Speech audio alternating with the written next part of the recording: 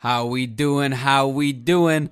I know that this video is a little bit later than my typical post-game reaction, but I was out with the family enjoying Christmas Eve, doing all that Christmas stuff, as I'm sure a lot of you were all doing as well.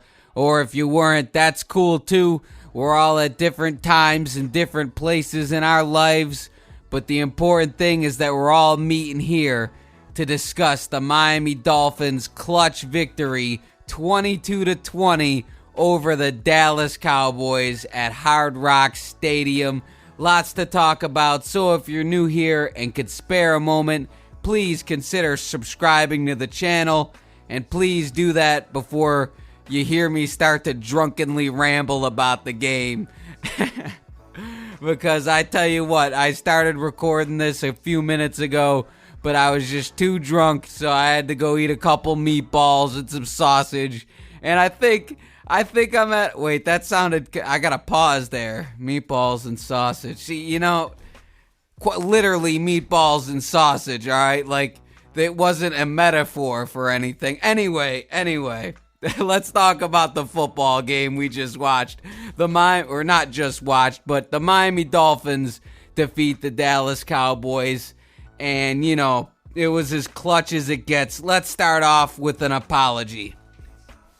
An apology to a man that I've hated on since sometime in 2021. A man who seems like he's always due for a miss at anything above 40 yards.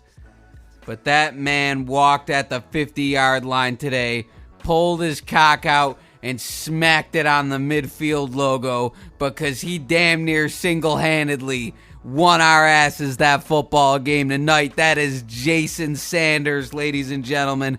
That man had the game of his life tonight. And I tell you what, I'll be the first to tell you, I didn't think he had it in him. I did not expect Jason Sanders to make any of those kicks besides the last one. The last one, when we were inside the 10-yard line, I had finally conceded to the fact that Jason Sanders was having his way tonight. And of course, that one goes through as well. You seen him put up, he did the counting on his fingers. He was feeling himself. And, you know, well deserved. Of course, hopefully, in these future games, the Miami Dolphins could capitalize on these drives. But tonight, they won a game that they hadn't won all year, and that was a game that was just a physical game where it was in the trenches, hard hitting, lots of shit talking. It was an intense game. I mean, Dallas was hitting tonight. I mean, so many hits from Dallas. It was like, damn, these guys, they do not want to see what happened to them last week happen again. So, shout out to the Dallas Cowboys because, you know, they played a pretty good football. They played a good football game. They really did. I feel like both teams in their own right deserve to win. But obviously, the Miami Dolphins are the team that actually won. And, you know, they won in a variety of ways, that mainly field goal kicking. But the defense holding Dallas to 20 points, I mean, that's no bullshit. I mean, that's a pretty damn good defensive performance. Bradley Chubb was amazing tonight. Jalen Ramsey was pretty good. I know he got cooked on that what would have been game-winning touchdown had we not have went down and scored. But for the most part, the defense, particularly the secondary, played really well. Never really got Dallas's run game going. I know we got that one personal foul penalty. There were a couple flags where it felt like they were really trying to keep Dallas in this game. You know, I know we got away with that holding on the last drive, but I'm talking about the other way, right? You only see it one way when you're a fan, right? I mean, it is what it is. But let's talk quarterback, man, because that's what everyone's going to want to talk about, especially considering the fact that the media has been going after our guy Tua Tagovailoa. And I know that I've been critical of Tua, and I will be critical of him again in a couple of minutes. But I really hate the fucking media and how they come at this guy sideways. especially Shannon Sharp, a former player, acting like Tua is puffing his chest out thinking he's Dan Marino or Patrick Mahomes. That's what he said. Don't pretend you're Marino or Mahomes or a top 3 quarterback.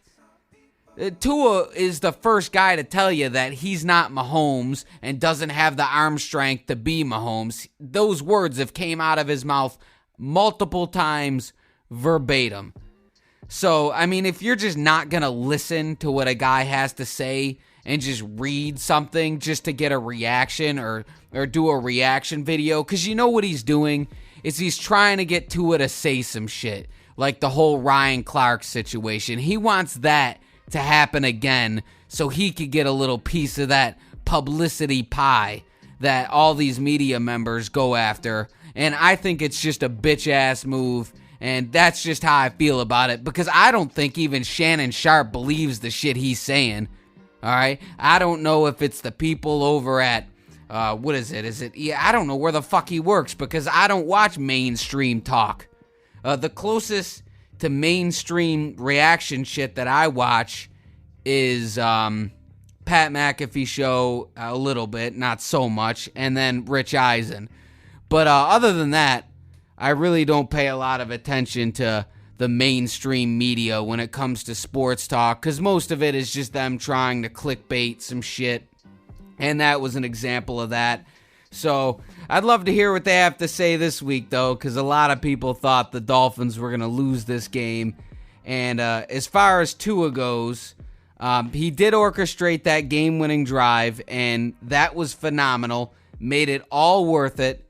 I do have a critique. He really was off on those throws to the outside.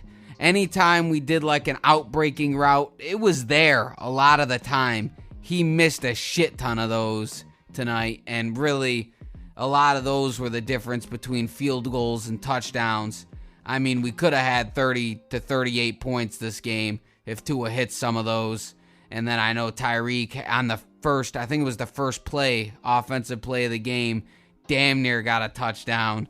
That was close. Tyreek played pretty well for playing injured. The whole offense was decent. The Cowboys were not going to let us run on them. They knew that going into the game, that what happened against Buffalo was not going to happen again. And they brought it, man. The Cowboys played physical. I know on that roughing the passer, that hit on Tua, that was the hardest hit Tua's taken all year, man. He got popped on that one. Glad to see that he got up and kept moving, because I don't know. I think if I took that hit, I don't know. He looked like he was about to get whiplash, man. I'd have been laying out on the field, one arm, going one way, my legs facing the wrong way. I mean, that was a hard-ass hit from Parsons. But at the end of the day, all that matters is you get the W, and that's what happened. You get that game-winning drive in there. The Dolphins win the game. All is well in Dolphin land, clinching a playoff berth. And, it's a wonderful day to be a Dolphins fan. We're going to have our Christmas, a little hot cocoa. If you got Dolphin PJs, throw them on. I personally don't, but, I'll throw a Dolphin hat on or something. It is still to support the guys, but it's awesome. 2 years in a row in the playoffs for the first time since I don't even know when, because I didn't even have a working brain the last time it happened. I'm thinking maybe 2000 or something. I was 2 years old then, so if anyone's wondering, I, to my knowledge, have never consciously been alive while the Miami Dolphins have made the playoffs twice in a row. So, however this season ends, as far as regular season goes, there's going to be playoff games, at least one. So, that's the good news. And this team's got to keep fighting, got to keep getting healthier. It looked like Waddle was good to come back, but he didn't. Raheem was good to come back. I don't know if he actually got any second half playing time. I didn't see any injuries on the defensive side. I know Chubb was limping one time, but he got things back rolling. So overall, man, pretty much got out of this game mostly unscathed, which is wonderful, because that injury report is long for the Miami Dolphins. But, getting that win tonight was huge. They said, can the Dolphins beat a good team? And finally, that bell has been answered. And finally, with time left on the clock, it was almost good that the Dallas Cowboys scored to take the lead because we had to see it. Tua Tagovailoa get the ball, fourth quarter, make it happen. And not only did he bring the Dolphins in field goal range, all right, but the offense with the run game was able to bring the whole clock out and then kick the game-winning field goal with no time left. That was a perfect drive. And even had the Cowboys had like a 4-point lead, we probably would have been able to score a touchdown on that drive anyway. So, I mean, I don't know. I feel pretty happy about this game. There are certainly things to improve on. Mike McDaniel, just with the play calling in the red zone, that first half where we were at like the 5-yard line, ran on first down, ran on second down, incomplete third down, and then it started to pour rain, and we went for it anyway on 4th and goal from the 6 and ran another fucking fade route that hasn't worked. Cedric Wilson is not that good of a receiver. I mean, he might be able to go up and get one if he finesses you a little bit and is 20 yards down the field. But he ain't catching these fucking fade routes, man. He hasn't caught a single one. I'm sick of seeing the play. Like, if you got something to run on 4th and goal, fucking anything but a fade route, because it just doesn't work with this team. And if you're gonna do it, use Chase Claypool. I don't know why they're not using him. Would love to see him on the field a little more. Maybe with Robbie Chosen being injured, we'll see him. Because, man, Robbie got decked. The Cowboys were hitting, man. They were fucking hitting. And I love Robbie Chosen, but that man is skinny as shit. And he got destroyed on his one and only catch of the night. I mean, it was like that episode of SpongeBob where the house grows over Squidward when he thinks SpongeBob's moving. And it just collapses onto him. And everyone's dancing over him. I don't know. I might have had too much to drink, ladies and gentlemen. But anyway, Miami Dolphins clinched the playoffs. We're all feeling good. I'm feeling good. Please comment. Helps out the fucking algorithm. But the algorithm is at random anyway, so who really gives a fuck?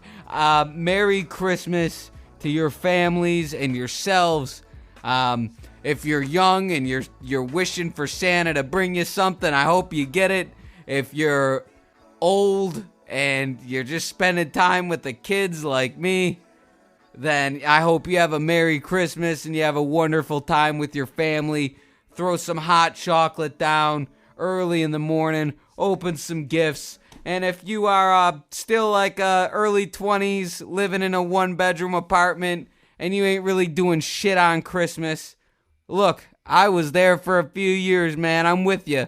And I know it seems kind of lonesome now, but trust me, some of the best times of your life, baby. Wake up in the morning, make a cup of hot chocolate, throw some Bird Dog peppermint whiskey in there, get fucking hammered, and have a wonderful day. That is my advice to you, ladies and gentlemen. All right, I'm out of here. Fins the fuck up, baby.